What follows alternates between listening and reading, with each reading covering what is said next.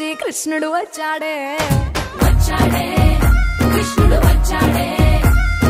యమునా తీరాన ఉన్న రాధను చూసాడే చూసాడే